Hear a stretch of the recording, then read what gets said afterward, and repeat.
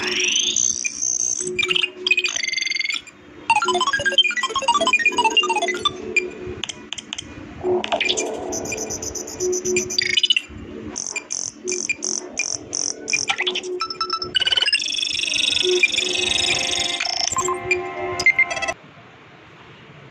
الحمد لله نحمده ونستعينه ونستغفره ونعوذ بالله من شرور أنفسنا ومن سيئات أعمالنا من يهده الله فلا مضل له ومن يضلل فلا هادي له وأشهد أن لا إله إلا الله وحده لا شريك له وأشهد أن محمدًا عبده ورسوله. أعوذ بالله السميع العليم من الشيطان الرجيم من حمزه ونفخه ونفسه. بسم الله الرحمن الرحيم. يا أيها الذين آمنوا اتقوا الله حق تقاته ولا تموتن إلا وأنتم مسلمون. يا أيها الناس اتقوا ربكم الذي خلقكم من نفس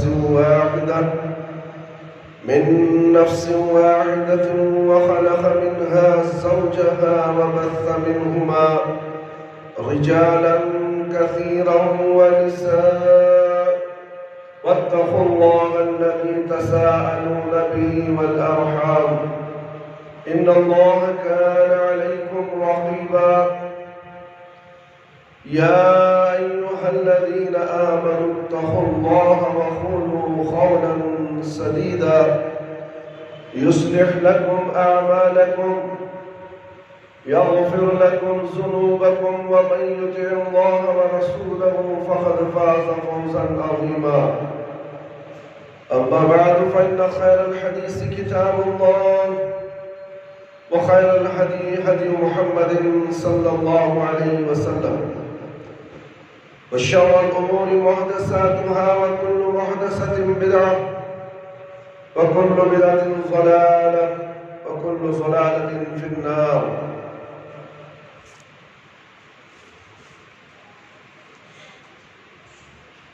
محترم دوستوں، بزرگوں اور ساتھیوں اور خواتین اسلام،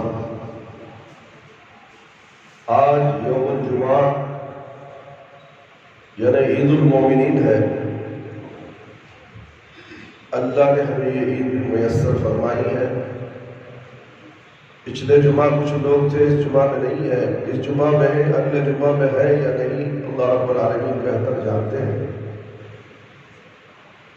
آئیے آج خطبہ جمعہ کا عنوان ہے فرض کی آواز. میرے بھائی، میرے دوست، بزرگوں، دوستوں، وقت گزرتا جا رہا ہے. آنے والے وقت کی تیاری میں ہمیں غافل ہو چکے ہیں. کتاب زندگی کے ورق برابر الٹ رہے ہیں. ہر آنے والی صبح ایک نیا ورق الٹ دیتی ہے. یہ الٹتے ہوئے ورق برابر بڑھ رہے ہیں اور باقی ماندہ ورق برابر کم ہو رہے ہیں. اور یہ دن ہوگا اور ایک دن ہوگا جب آپ اپنی زندگی کا آخری وقت الٹ رہے ہوں گے. جو ہی آپ کی آنکھیں بند ہوگی یہ کتاب بھی بند ہو جائے گی اور آپ کی تصنیف محفوظ کر دی جائے گی. کبھی آپ نے غور کیا اس کتاب زندگی میں آپ کیا درج کر رہے ہیں؟ روزانہ کیا کچھ اس میں لکھ کر آپ اس کا ورق الٹ دے دیتے ہیں؟ آپ کو شعور ہو یا نہ ہو، آپ کی یہ تصنیف تیار ہو چکی ہے، تیار ہو رہی ہے اور آپ اس کی ترتیب و تکمیل میں اپنی ساری قوتوں کے ساتھ لگے ہوئے ہیں. اس میں آپ وہ سب کچھ لکھ رہے ہیں جو آپ سوچتے ہیں اور دیکھتے ہیں، سنتے ہیں، چاہتے ہیں، کرتے ہیں اور کراتے ہیں. اس میں صرف وہی کچھ نوٹ ہو رہا ہے جو آپ نوٹ کر رہے ہیں. کسی دوسرے کو ہرگز کوئی اختیار نہیں جو ایک شوشہ بھی اس میں بڑھایا گھٹایا دیا سکے. اس کتاب کے مصنف تنہا آپ ہیں، اور صرف آپ بھی اپنی کوشش اور کاوش سے اسے ترتیب دے رہے ہیں۔ ذرا آنکھیں بند کیجیے اور سوچئے، کل یہی کتاب آپ کے ہاتھ میں ہوگی اور شہنشاہ واحد قہار آپ سے کہے گا اقرأ کتابک کفا بنفسک اليوم علیک حسیبا۔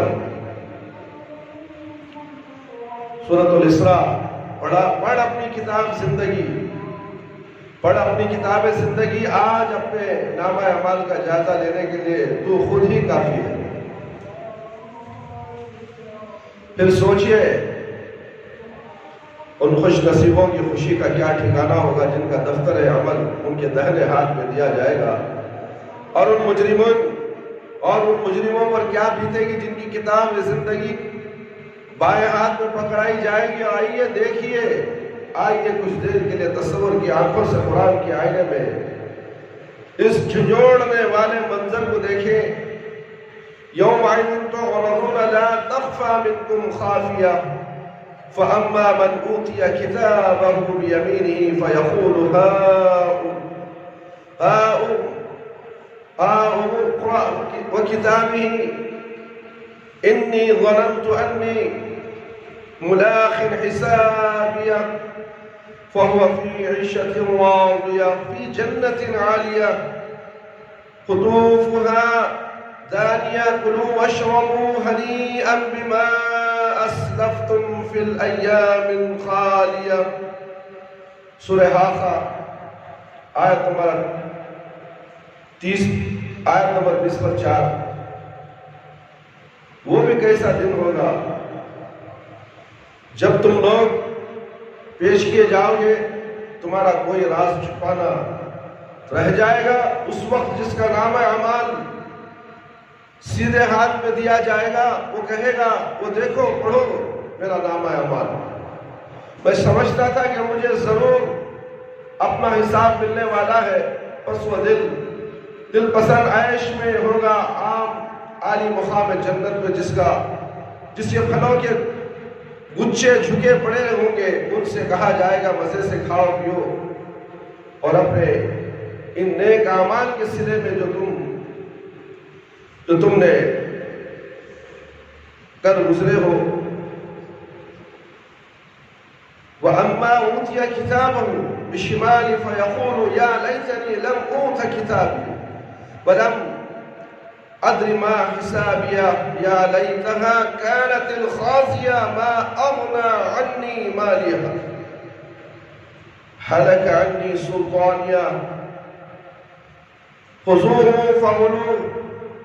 فغلوه ثم الجحيم صلوا ثم في سلسلة زرعها 70 ذراعا فاسلكوه إنه كان لا يؤمن بالله العظيم ولا يحث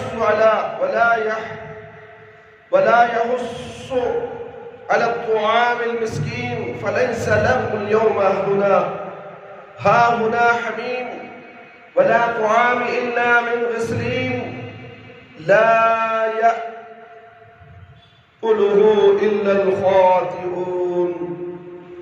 سورہ حاقہ آیت نمبر 30 پر 8۔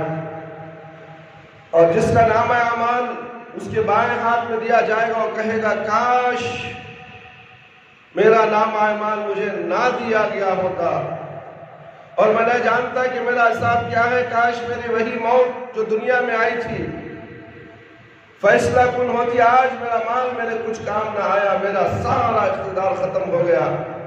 حکم ہوگا پکڑو اور اس کی گردن میں توق ڈال دو، اور پھر اسے جہنم میں جھونک دو، پھر اس کو 70 ہاتھ لمبی زنجیریں میں جکڑ دو۔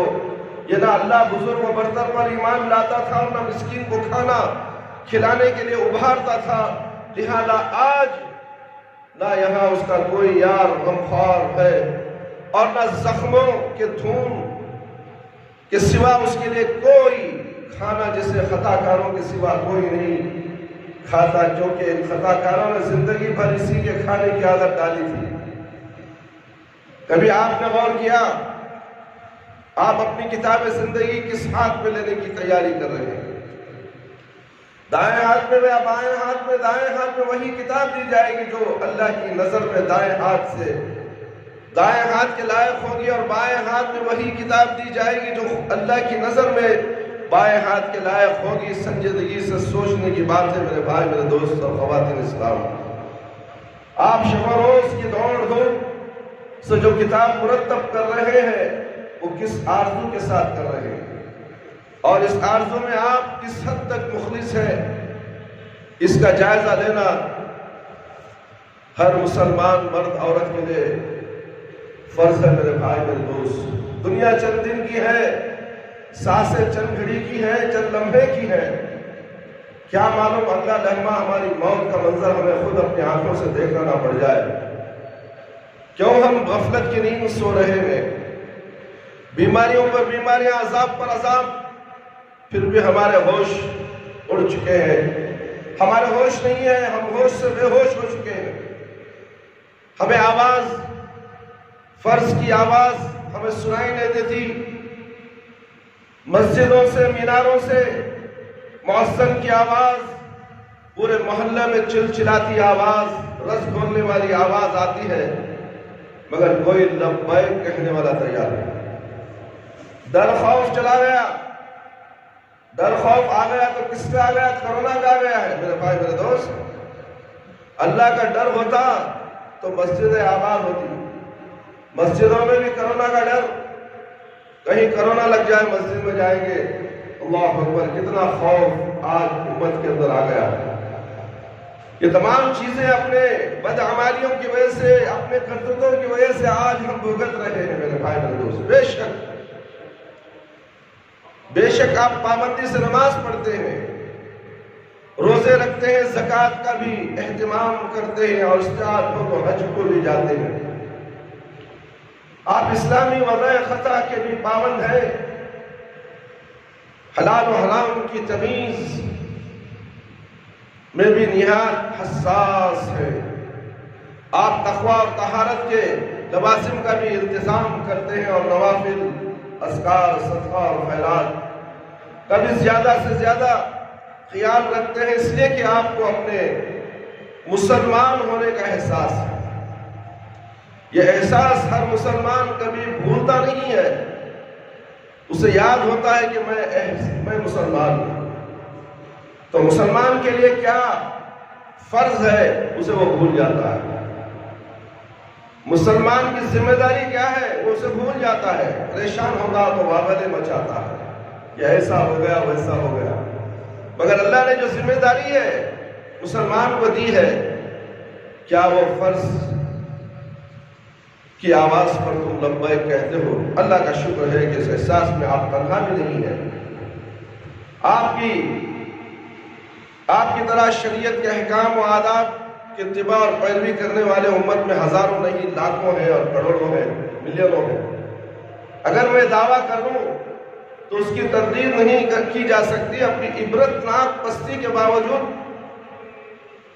آج بھی مسلمان مذہب کی پیروی اور عبادت سے شغف میں ہر مذہب کے پیروں سے آگے ہے۔ امت مسلمہ میں لاکھوں افراد اب بھی موجود ہیں جن کی زندگیاں قابل رشک حد تک الہی ترسی اور فرش سراشی کا نمونہ ہے، جن کی سیرت اور کردار آئینے کی طرح صاف ہے، جن کا تقوی ہر شبہ سے بالا ہے، اور جن پر سوسائٹی اعتماد کرتی ہے۔ اور یہ حقیقت ہے کہ کبھی کوئی بھی مذہبی گروہ ان کی ٹکر کے انسان عیش کرنے کی ہمت نہیں رکھتے، انسان پیش کرنے کی ہمت نہیں رکھتا۔ یہ بھی واقعہ مسلمان تعداد کے اعتبار سے بھی دنیا میں دوسرے عظیم اکثریت ہے، ان کے پاس ہر طرح کے وسائل اور ذرائع بھی ہیں، ان کے پاس کوئلہ بھی ہے، پیٹرول بھی ہے، لوہا بھی ہے، سونا بھی ہے، یہ دولت مند بھی ہے، اور دنیا کے کتنے ہی حصوں میں ان کی اپنی حکومتیں بھی ہیں، مگر تلخ صحیح یہ بھی حقیقت ہے کہ اس مذہبی تقدس اور دولت حکومت کے باوجود سب سے زیادہ ذلیل و خوار اور بے وزن یہی مسلمان قوم ہے۔ نہ ان کی اپنی کوئی رائے ہے، نہ کوئی منصوبہ، نہ کوئی وقار اور نہ کوئی اعتبار۔ انفرادی حیثیت سے ان میں یقیناً لاکھوں ایسے ہیں جن پر انسانیت فخر کر سکتی ہے، لیکن اجتماعی حیثیت سے دنیا میں ان کا کوئی مقام نہیں ہے۔ آپ اسی امت کے ایک فرد ہیں، آپ کا مستقبل امت کے مستقبل سے وابستہ ہے کیا؟ آپ کو یہ احساس پریشان کرتا ہے کہ امت کو اس ذلت سے نکالا جائے، اس کو عظمت اور رفتہ حاصل کرنے کے لیے پھر بےتاب کر دیا جائے؟ کبھی آپ نے غور کیا کہ اس بے قدری اور ذلت کی وجہ کیا ہے؟ اصل بات یہ ہے کہ امت نے اپنا وہ فرض بھلا دیا ہے جس کے لیے اللہ نے ان کو پیدا کیا تھا۔ امت مسلمہ عام امتوں کی طرح کوئی خضر امت نہیں، خودرو امت نہیں۔ ان کو اللہ نے ایک خاص منصوبے کے تحت ایک عظیم مقصد کے لیے پیدا کیا ہے۔ اللہ نے اس کی زندگی کے وہی مشن قرار دیا ہے جو اپنے اپنے دور میں اللہ کے پیغمبروں کا مشن رہا ہے۔ نبوت کا سلسلہ نبی امی صلی اللہ علیہ وسلم پر ختم ہو گیا۔ آپ صلی اللہ علیہ وسلم کے بعد اب کوئی نبی نہیں آئے گا۔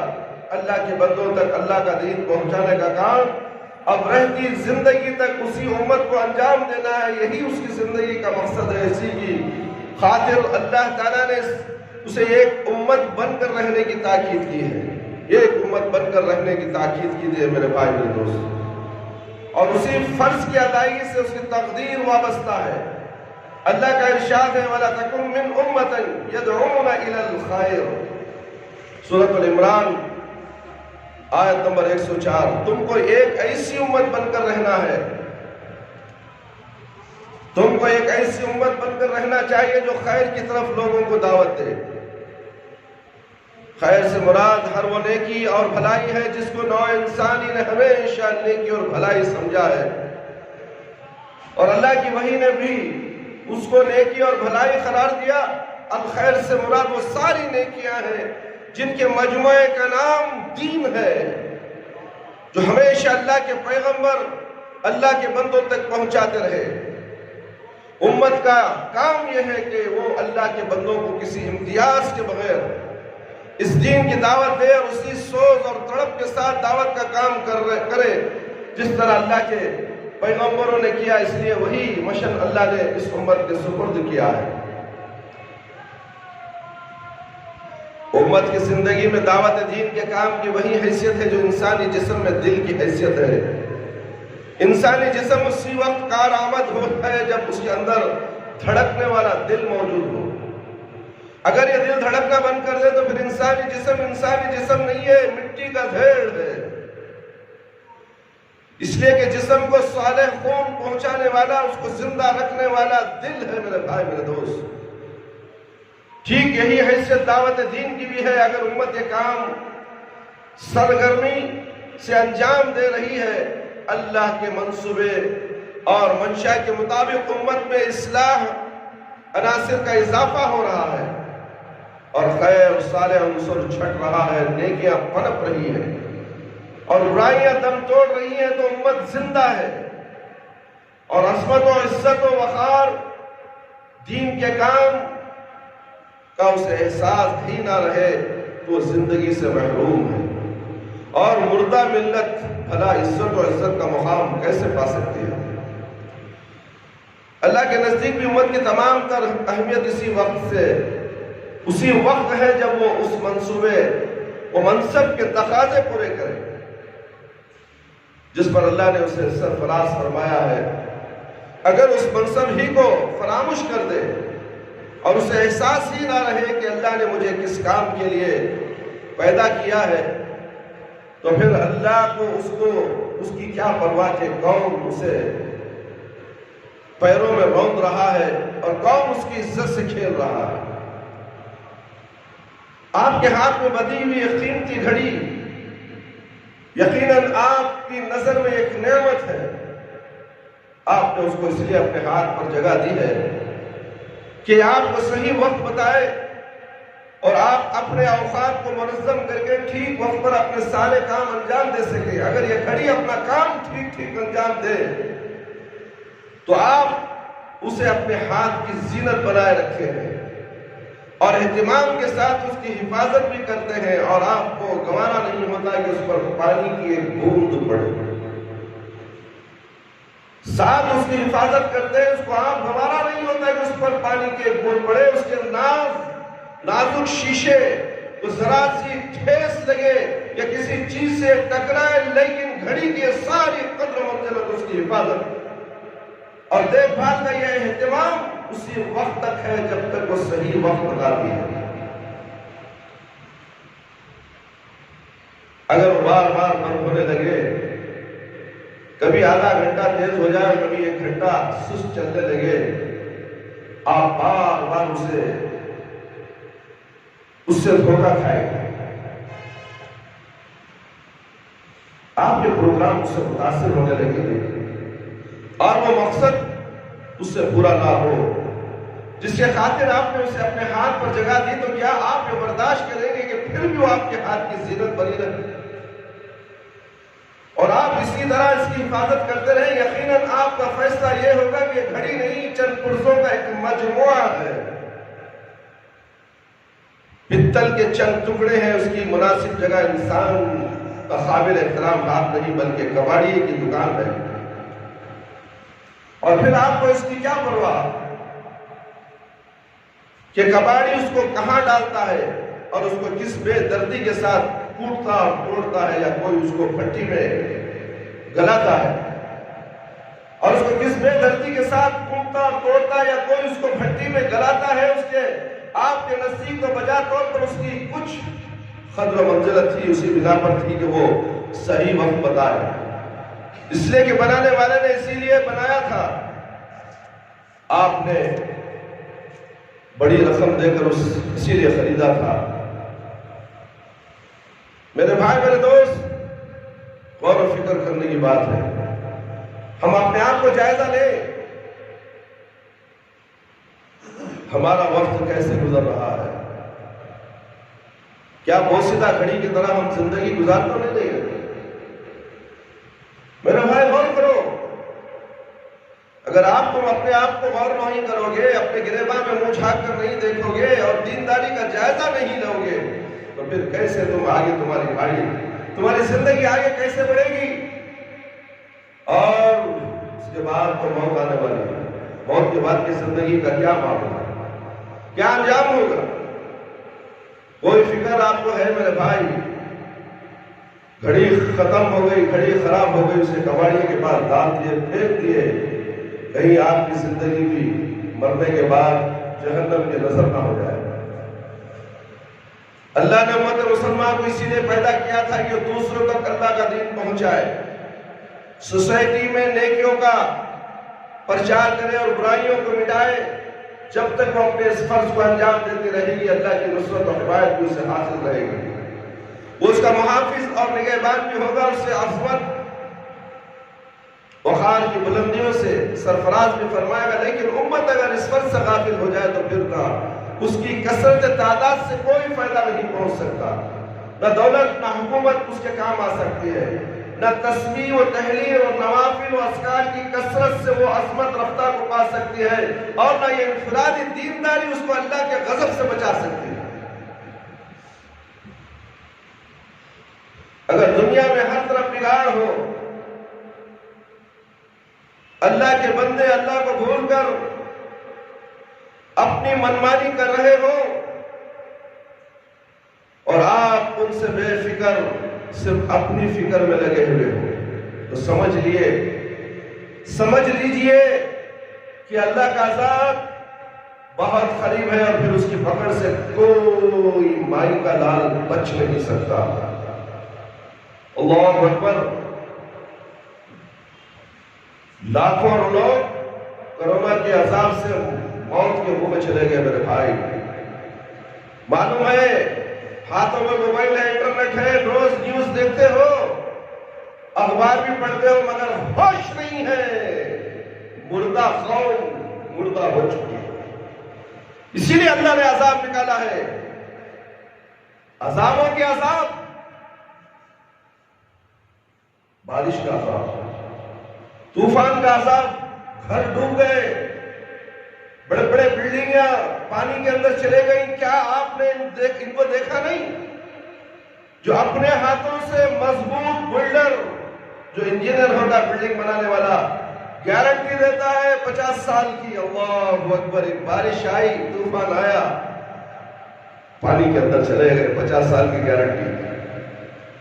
کل کی خبر نہیں ہے، 50 سال کی گارنٹی کی خبر دیتا ہے. اللہ کے ساتھ تکبر کرتا ہے، اور یہ گھمنڈ، یہ تکبر. میرے بھائی، میرے دوست، اللہ سے ڈرو. فرض کی آواز ہے، لبیک کہو، اپنے نیکیوں کو ٹٹلو، اپنے برائیوں کو ٹٹلو. دیکھو میرے نیکیاں کتنے زیادہ ہیں، میرے برائیاں کتنے زیادہ ہیں. برائیاں زیادہ ہیں، نیکیاں کم ہیں. میرا انجام کیا ہوگا؟ کل حساب و کتاب ہوگا میرا مرنے کے بعد، تو میرا انجام کیا ہوگا؟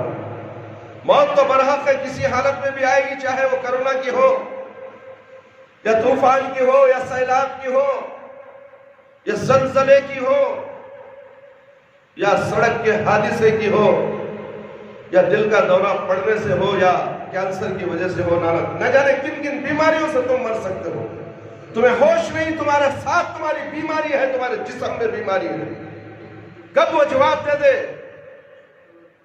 اور دل کب رک جائے تمہارا پتہ نہیں تمہیں. مگر پھر بھی غفلت میں ہو، تم غفلت میں ہو. اللہ سے ڈرو، دعائیں پڑھو، اس کا استغفار، دعائیں پڑھو، اللہ سے مغفرت چاہو، کیونکہ بڑا نازک مسئلہ چل رہا ہے. کرونا کا عذاب الہی نازل ہو چکا ہے. دوائیں نہیں ہیں، ڈاکٹر مجبور ہیں، انسان بے خوف ہے. کیا ہوتا دیکھا جائے گا. کیا دیکھا جائے گا؟ موت کو دیکھے گا. موت بڑی سخت ہے میرے بھائی، میرے دوست، بڑی سخت ہے، معمولی نہیں. مردوں کو تم دیکھتے ہو، مرنے والے کو آنکھ بند کر دیتا ہے. تم سمجھتے ہو آنکھ بند کر دیا ہو؟ موت آنے سے پہلے جتنی تکلیف ہوتی ہے، اتنی تکلیف ہوتی ہے، وہ برداشت کے باہر ہے. اے اللہ ہمیں موت کی سختی سے بچائے. دعا کرنی چاہیے ہمیں، مگر ہمیں دعا تو کرنا ہی نہیں آتا. سلام پھرے، بھاگو. اللہ اکبر، اللہ اکبر. کیا مسلمان ہے! مسلمان بھی ہم ہیں، اور نماز بھی نہ پڑھیں، اور دعائیں اذکار بھی نہ کریں، اور آخرت کے بعد جنت کو جانے کی امید رکھیں. جابر رضی اللہ تعالیٰ عنہ کا بیان ہے کہ نبی اکرم صلی اللہ علیہ وسلم نے فرمایا: اوحى الله عز وجل الى جبريل عليه السلام ان اقلب مدينة كذا وكذا، فقال: يا ربي ان فيهم عبدك فلان لم يعصك طرفة عين. فقال: اقلبها عليه وعليهم فأن وجهه لم يتعمر في ساعة قط. مشکات باب الامر بالمعروف عن جابر رضی اللہ عنہ. اللہ بلند و برتر نے جبرائیل علیہ السلام کو حکم دیا.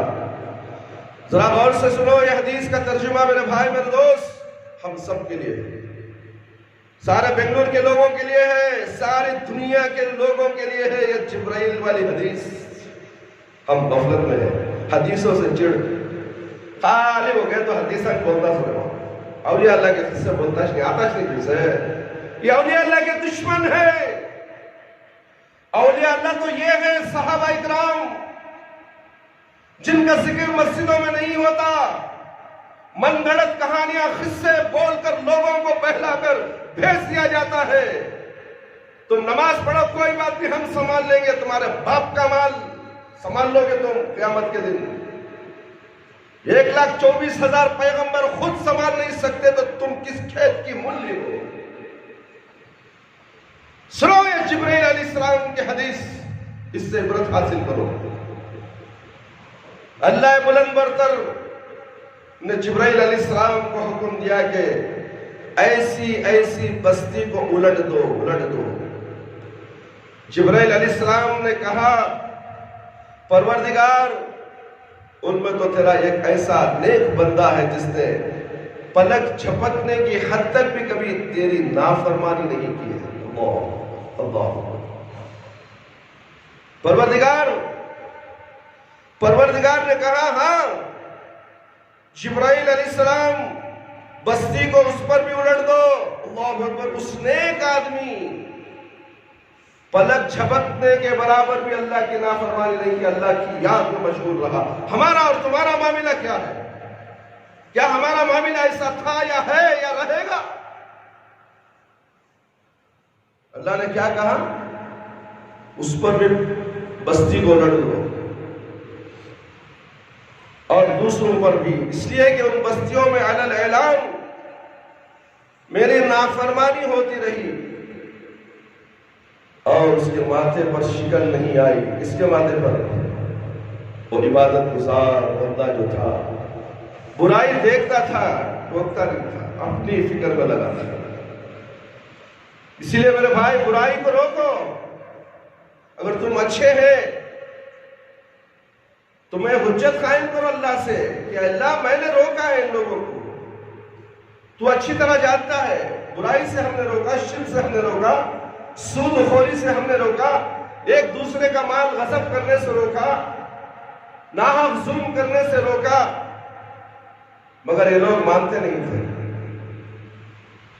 آج ہمارے پاس ایسا کوئی معاملہ ہے، ہم خود نیک نہیں ہیں تو دوسروں کو نیکی کی طرف کیسے بلا سکتے ہیں؟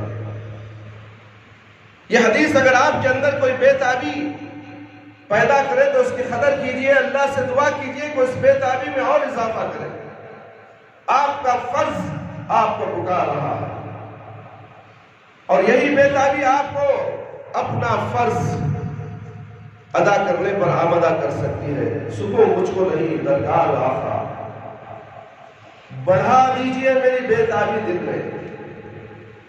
کس مومن کے دل میں یہ آرزو نہ ہوگی، کس مومن کے دل میں یہ آرزو نہ ہوگی کہ وہ نبی کریم صلی اللہ علیہ وسلم کی مقبول دعا کا مستحق بنے اور نبی کریم صلی اللہ علیہ وسلم کی دعا کہ اے اللہ تو اس بندے کو خوش و خرم اور شاداب رکھ، اس کے حق میں بھی اللہ کے یہاں شرط قبول پائے۔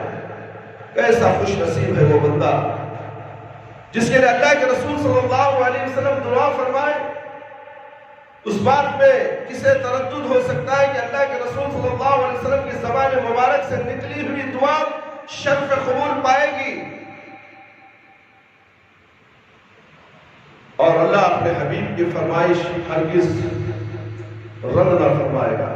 نبی کریم صلی اللہ علیہ وسلم کی دعا کا مستحق دنیا میں بھی خوش و خرم اور شاداب رہے گا، لیکن اصل خوشی اور شادابی تو اس کو اس دن حاصل ہوگی جب وہ حشر کے میدان میں اللہ کے حضور پہنچے گا۔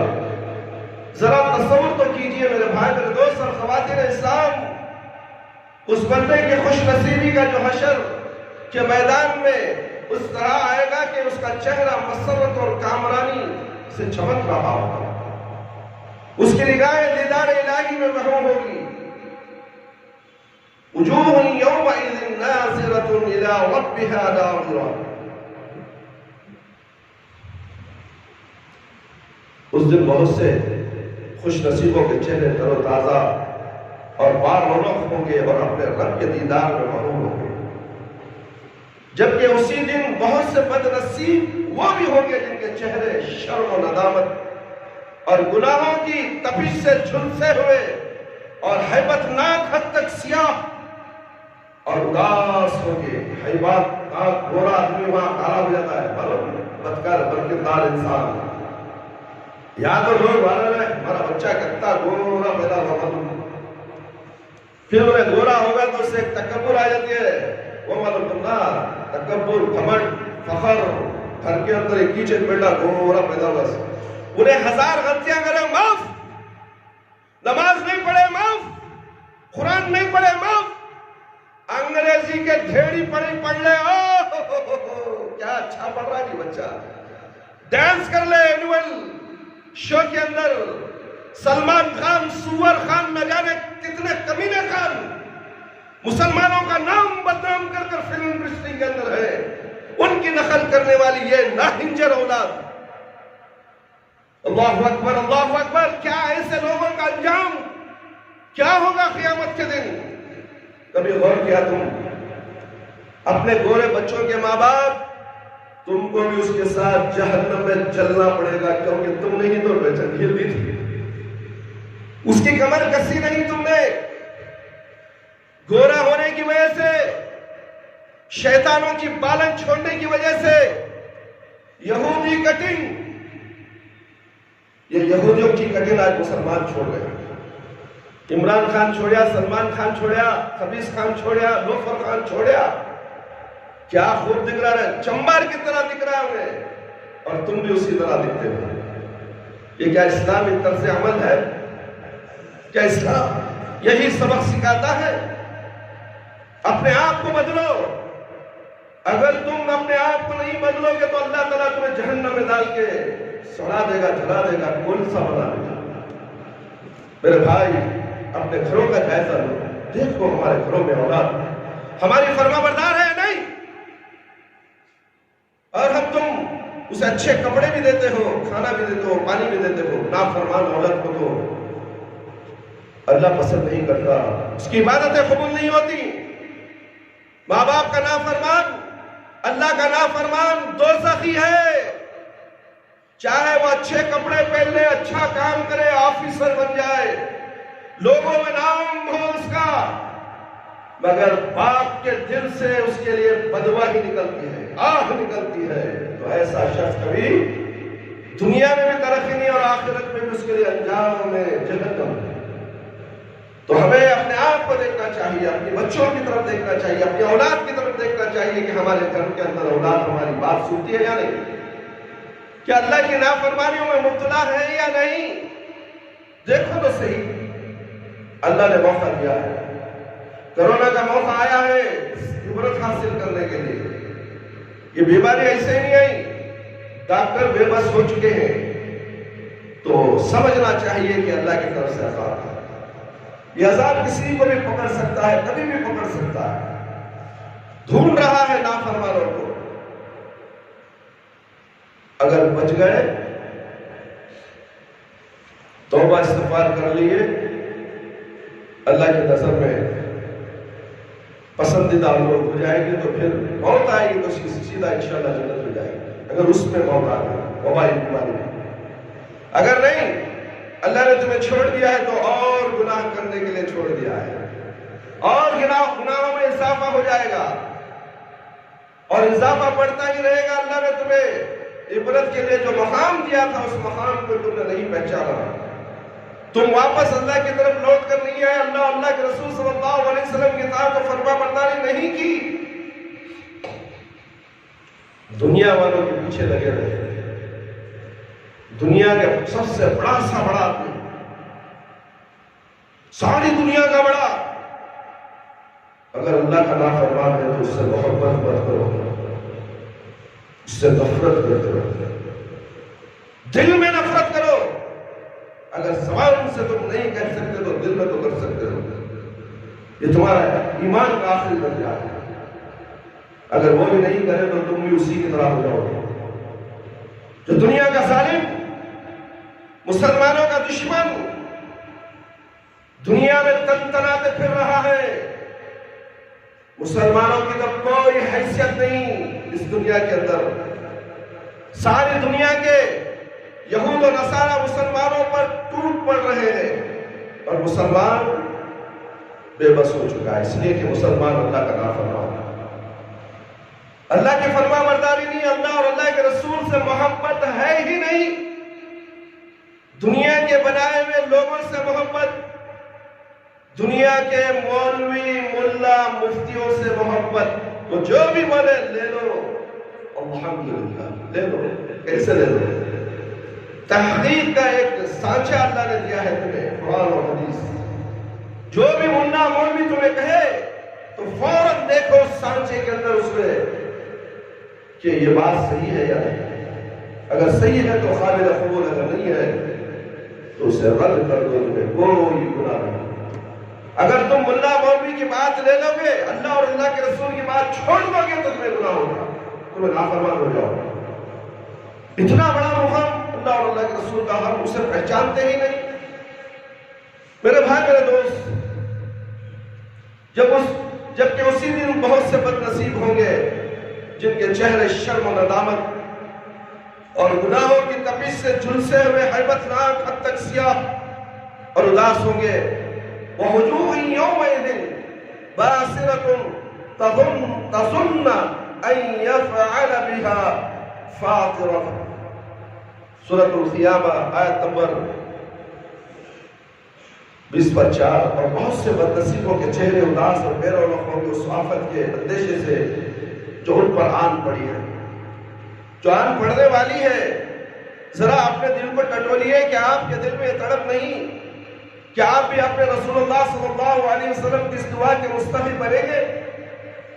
اے اللہ تو اس بندے کو خوش و خرم و شاداب رکھ، اور آپ بھی چمکتے چہرے کے ساتھ اللہ کے حضور پہنچے، اس کے دیدار سے اپنی آنکھیں روشن کریں۔ رسول اکرم صلی اللہ علیہ وسلم نے لوگوں کے لیے دعا فرمائی، اور کون لوگ اس کے مستحق ہیں؟ یقیناً آپ جاننا چاہتے ہیں، یقیناً جاننا چاہتے ہوں گے۔ وہ بڑی بےتابی کے ساتھ رسول اکرم صلی اللہ علیہ وسلم نے یہ دعا ان لوگوں کے حق میں فرمائی کہ رسول اللہ صلی اللہ علیہ وسلم کا پیغام رسول اللہ صلی اللہ علیہ وسلم سن کر اللہ کے بندوں تک پہنچائے۔ میرے بھائی میرے دوست، غور کرو، آج جمعہ ہے، جمعہ میں لوگ جمع ہوئے، ہم جو باتیں کر رہے ہیں قرآن اور حدیث کے مطابق آپ نے سنا، اس کو لوگوں تک پہنچانا آپ کا فرض بن گیا۔ پورے کا پورا خطبہ ہی نہیں، چند باتیں ہی صحیح اس کے اندر آپ کو علم ہو گیا اس بات کا، تو اپنے بھائی کو، اپنے رشتہ داروں کو، اپنے دوست احباب کو سنائیے۔ یہ آپ پر ذمہ داری ہے۔ دعوت و کام، دعوت و تبلیغ کا کام ہر مسلمان مرد اور عورت پر فرض ہے۔ میرے بھائی میرے دوست، فرض سے چھٹکارا حاصل نہیں کر سکتے۔ دنیا کے کام تو ہم کرتے ہیں، دن ساری رات ساری کرتے ہیں، مگر کیا ہے چھوٹا سا کام جو ہمارے مقدر میں آیا ہے دعوت و تبلیغ کا؟ ہم نے یہ آیت سنی، یہ حدیث سنی، ہمارے دوست ہمارے بھائی کو سنا دیں گے، کل قیامت کے دن گھر بچ جائیں گے، اللہ تعالیٰ ہمارا ساتھ مواخذہ نہیں کرے گا۔ کیا اس کی تیاری ہم کرتے ہیں؟ جمعہ میں آتے ہیں، بس وقت گزار کے چلے جاتے ہیں کہ وقت کب ختم ہوگا، خطیب صاحب کب اتریں گے، 2 رکعت نماز پڑھائیں گے اور پڑھیں گے اور بھاگ جائیں گے۔ جمعہ کے دن تو خطبہ بہت اہم ہے میرے بھائی میرے دوست، اسی لیے خطبہ پہلے رکھا گیا، نماز کو بعد میں رکھا گیا، تاکہ لوگ اپنی اصلاح کر لے، اپنی آخرت سنوار لے اور جنت کو جانے کا راستہ تلاش کر لے۔ مسجدوں کو جلد سے جلد آئے اور خطبہ سنے، یہ سنت نبوی صلی اللہ علیہ وسلم میں اللہ کا حکم ہے، مگر لوگ سمجھتے ہیں صرف 2 رکعت کے مسلمان، کیا اللہ ان کے ساتھ کیا معاملہ کرے گا؟ ہم کو اللہ کی باتیں سننے کے لیے وقت نہیں ہے، دنیا کی باتیں سننے کے لیے وقت ہے، گانے سننے کے لیے وقت ہے، انٹرنیٹ کے مزاحیہ پروگرام دیکھنے کے لیے وقت ہے، گھنٹے گھنٹے ہوٹلوں میں بیٹھ کر وقت گزارنا ہمارا مشغلہ ہو چکا ہے۔ اور ایک دوسرا دوست ملتا ہے تو فوراً موبائل نکالتا، دیکھ رہے پٹھے اس کے اندر کیا ہے، دیکھا تو نہیں دیکھا، دکھا رہا مجھے، وہ دکھانے کے واسطے ٹائم ہے میرے بھائی میرے دوست، بکواس دیکھنے کے لیے ٹائم ہے، بکواس سننے کے لیے ٹائم ہے، اور اللہ اور اللہ کے رسول صلی اللہ علیہ وسلم کی باتیں سن کر لوگوں تک پہنچانا جو ہر مسلمان کا فرض ہے، اور جنت حاصل کرنا ہے۔ اور جو تم انٹرنیٹ کے اندر جو واقعات دیکھتے ہو دوست احباب کے ساتھ، یہ تمہیں جہنم میں پہنچانے والی چیز ہے۔ وہ جو پروگرام ہوتا ہے انٹرنیٹ کے ایپس کے اندر، ٹک ٹاک کیا گیا، اب آنکھوں کی برباد ہو چکی ہے، انڈیا آپ نہ جانے کیا کیا، آپ بھلو آپ نہ جانے بہت آپ آ گئے ہیں، اب عوام دیوانی ہو چکی ہے، اب اس کے اندر جھوٹ ڈالا جاتا ہے کہ اثر سے کوئی تعلق ہے اس پروگرام کے اندر، اثر نہیں ہے، معلوم ہے دیکھنے والے کو بھی ایکٹنگ کرنا دیکھ رہے ہیں، کیسی ایکٹنگ کرنا دیکھا ہے، انہیں شیطان ایکٹنگ کو فلم ایکٹر بننے کی کوشش کر رہا ہے اور تمہیں اسے بڑھاوا دے دی، لائک کر گیا، لائک کر کروڑوں میں لائک ہو جاتا ہے.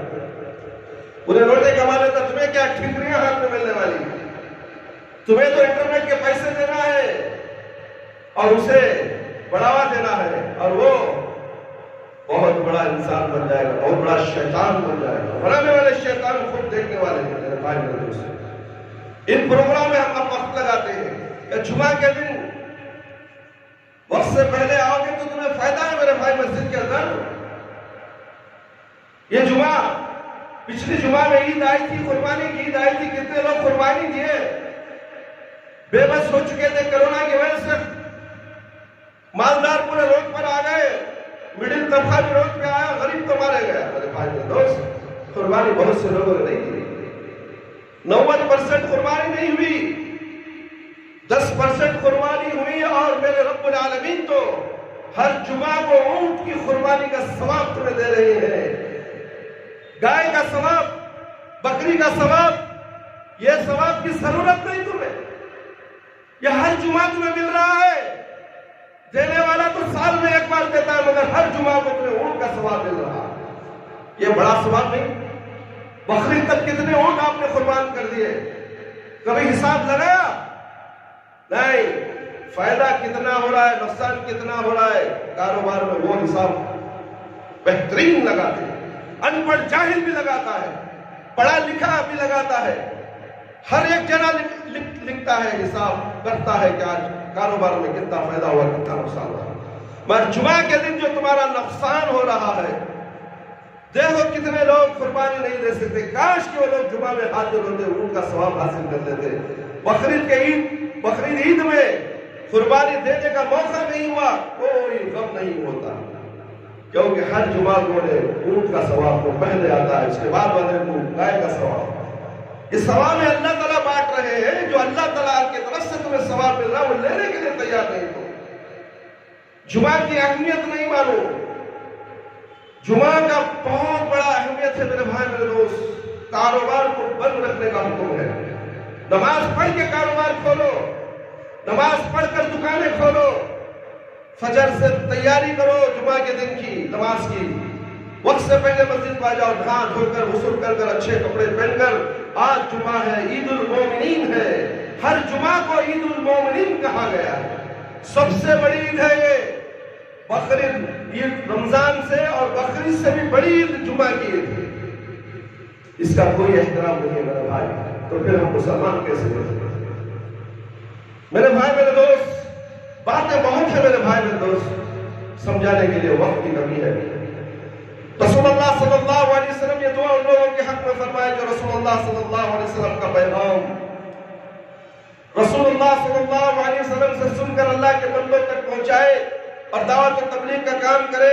رسول اکرم صلی اللہ علیہ وسلم کا ارشاد ہے، اللہ اس بندے کو شاداب اور مسرور رکھے جس نے مجھ سے میرا پیغام سنا اور اسے ٹھیک ٹھیک دوسروں تک پہنچا دیا. بلا شبہ آپ نبی کریم صلی اللہ علیہ وسلم کا پیغام نبی کریم صلی اللہ علیہ وسلم کی زبانی سے نہیں سن سکتے، لیکن یہ موقع بہرحال آپ کو حاصل ہے کہ آپ صلی اللہ علیہ وسلم کا پیغام دوسروں تک ٹھیک ٹھیک پہنچائے اور قلب کی لگن کے ساتھ دعوت و تبلیغ کا فریضہ انجام دے اور نبی کریم صلی اللہ علیہ وسلم کی دعا کے مستحق بن جائے. نبی کریم صلی اللہ علیہ وسلم کی دعا یقیناً آپ کے حق میں بھی ہے. اور اگر آپ دعوت و تبلیغ کا کام میں لگے ہوئے ہیں اور حسن و خوبی کے ساتھ یہ عمل کر رہے ہیں، یہی آپ کی زندگی کا مشن ہے اور یہی شب و روز کی سرگرمی ہے، پھر دعوت و تبلیغ کے اجر و انعام کی کوئی حد انتہا نہیں. بالکل ممکن ہے کہ آپ جن لوگوں تک اللہ کے رسول صلی اللہ علیہ وسلم کا پیغام پہنچائے وہ آپ کے مقابلے میں اس پیغام کی زیادہ حفاظت کریں، پیغام کی حفاظت کریں اور لوگوں تک پہنچائے، اس پر عمل کریں. نبی کریم صلی اللہ علیہ وسلم کا پیغام سننے کے بعد ایک کان سے سن کر ایک کان سے نہ چھوڑے میرے بھائی میرے دوست. یہ پیغام کو عمل کرنے کے لیے ہے، چھوڑنے کے لیے نہیں ہے. وہ آپ کے مقابلے اس پیغام کی زیادہ حفاظت کرے، آپ سے زیادہ اس کے تقاضوں کو سمجھے، آپ سے زیادہ اس کا حق ادا کرے اور آپ سے زیادہ شوق و محنت کے ساتھ دوسروں تک اسے منتقل کرے، لیکن اللہ کا فضل و احسان کو دیکھیے کہ چونکہ ان جن تک دین پیغام پہنچنے کا واسطہ آپ بنے ہیں، اس لیے اب رہتی زندگی اس واسطے سے جن جن لوگوں کو بھی یہ پیغام پہنچے گا ان سب کے اجر و انعام کے برابر آپ کو بھی اجر اور انعام ملتا رہے گا۔ آج آپ نے کچھ حدیثیں سنی اور آپ نے لوگوں تک پہنچا دی، اگر وہ عمل کرنے لگ جائے اس کا اجر و ثواب آپ کو بھی ملتا رہے گا۔ آپ مر جائیں گے، وہ عمل کرتا رہے گا، اس کا ثواب آخرت تک آپ کو ملتا رہے گا۔ اتنا بڑا فائدہ ہے۔ مال میں نقصان ہو سکتا ہے، کاروبار میں نقصان ہو سکتا ہے، ہیرا گولڈ میں لوگوں نے پیسے لگا دیا، نقصان ہو گیا، آئی ایم اے میں پیسے لگائے، نقصان ہو گئے، امبیلنٹ میں لگائے، فلاں میں لگائے، نہ جانے کن کن لوگوں نے سود کی نیت سے لگا دیے، سود تھا، سود کے اندر پیسہ برباد ہو گیا۔ اور یہ نیکیاں ایسے ہیں، اگر ایک بات، ایک حدیث یا ایک آیت بھی تمہیں لوگوں تک پہنچاؤ اور اس پہ عمل کر لیا تو انشاءاللہ اللہ سے امید رکھو کہ آپ کی ترقی ہوتی جائے گی۔ دنیا میں اللہ تعالیٰ آپ کو مالدار بھی بنا دے، آپ کو سخی بنا دے، اور میدان حشر میں بھی آپ کو دین کا سخی بنا دے، اور جنت آپ کے سامنے ہوگی، آپ خوش ہوگی۔ یہ انعام ہے اللہ کا، اور یہ انعام لینے کے لیے تیار نہیں میرے بھائی میرے دوست۔ اللہ سے ڈرو،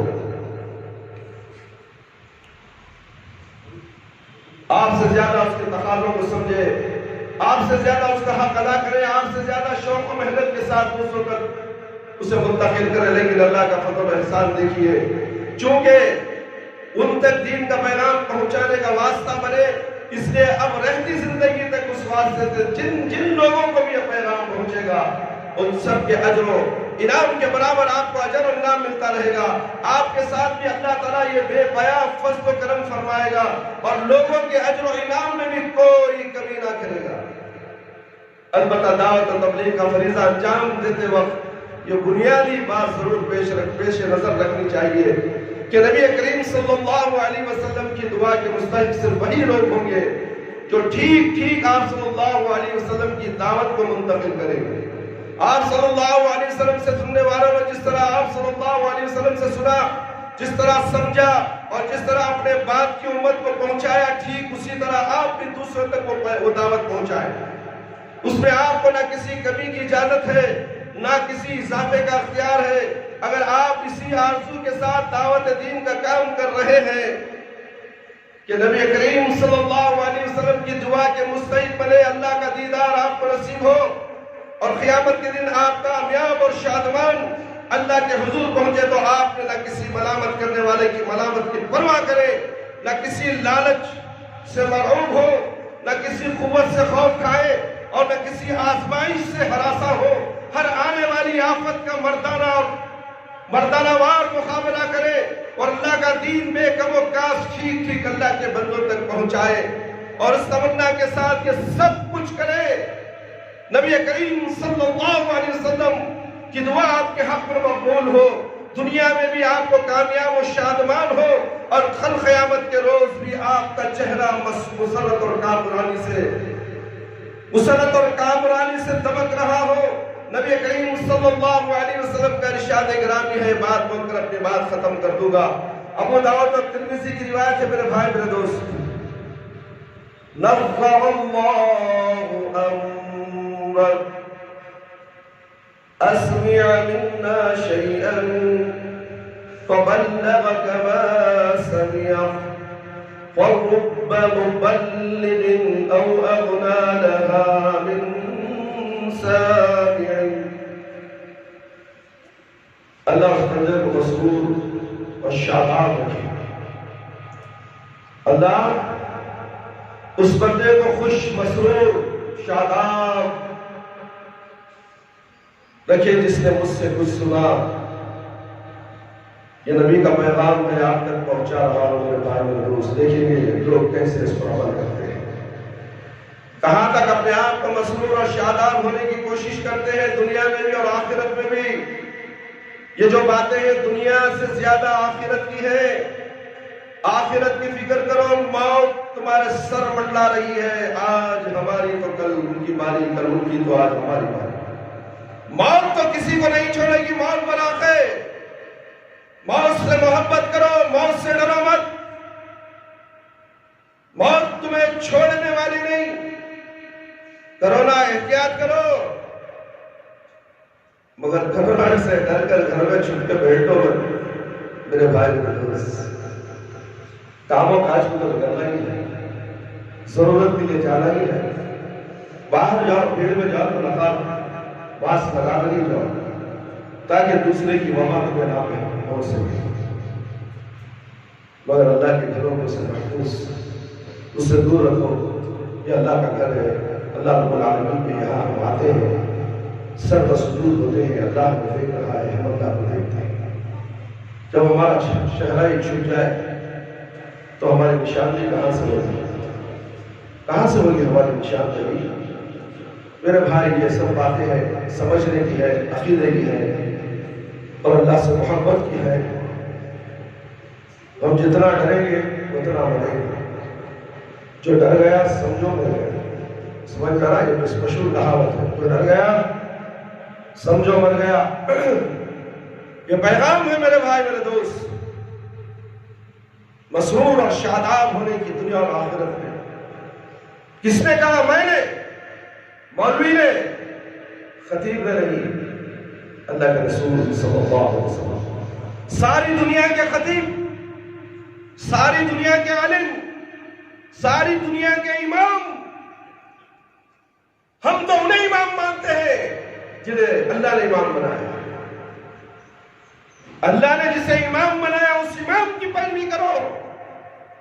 دنیا کے اماموں کی پیروی کرو گے، صحیح ہے یا غلط تمہیں پتہ ہی نہیں کہ اللہ کے نبی کے امام کی بات غلط ہو سکتی ہے۔ اگر کوئی شک بھی کر لے رائے کے دانے کے برابر، پیارے نبی صلی اللہ علیہ وسلم کے پیغام میں رائے کے دانے کے برابر شہری تنکا، تنکا معلوم ہے روشنی میں اڑتے رہتا، دیکھو تنکا، سورج کی شعاع میں دیکھو، گھر کے اندر کبیلی کا گھر ہوتا تھا، ایک چھوٹا سا گلاس، اس میں سے روشنی آتی تھی، اس کے اندر تنکے نظر آتے تھے، معلوم اسے تنکا، شیوں کے معنی وہی ہے تنکا۔ اتنا بھی اگر نبی صلی اللہ علیہ وسلم کی بات کا ہم انکار کر دیں گے، اللہ کی قسم جہنم ہمارے لیے تیار ہے۔ دنیا کے ملا مولوی کی بات چھوڑ سکتے ہیں تم، دنیا کے ملا مولوی کی بات لو، اللہ اور اللہ کے رسول صلی اللہ علیہ وسلم کے برابر جیسا اللہ اور اللہ کے رسول نے کہا ویسے ہی ملا اور مولوی بتاتا اس سر آنکھوں پر۔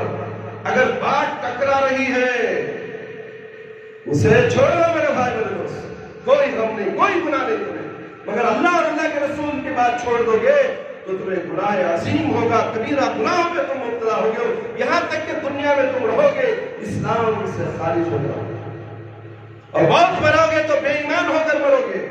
تمہارے پاس نمازوں کی ڈھیر ہوگی، نیکیوں کی ڈھیریں ہوگی، بہت کچھ نیکیاں، عابد پرہیزگار، مگر تم نے نبی کا انکار کر دیا تو پھر تمہارا بیڑا غرق۔